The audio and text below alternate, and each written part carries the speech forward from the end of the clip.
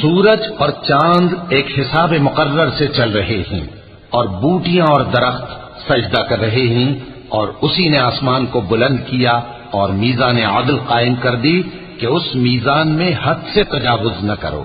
اور انصاف کے ساتھ ٹھیک تولو اور تول کم مت کرو۔ وَالْأَرْضَ وَضَعَهَا لِلْأَنَامِ فِيهَا فَاكِهَةٌ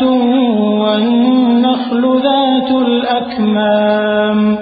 وَالْحَبُّ ذُو الْعَصْفِ وَالرَّيْحَانُ فَبِأَيِّ آلَاءِ رَبِّكُمَا تُكَذِّبَانِ۔ اور اسی نے خلقت کے لیے زمین بچھائی، اس میں میوے اور کھجور کے درخت ہیں جن کے خوشوں پر غلاف ہوتی ہیں، اور اناج جس کے ساتھ بھس ہوتا ہے، اور خوشبودار پھول۔ تو اے گروہ جن و انس، تم اپنے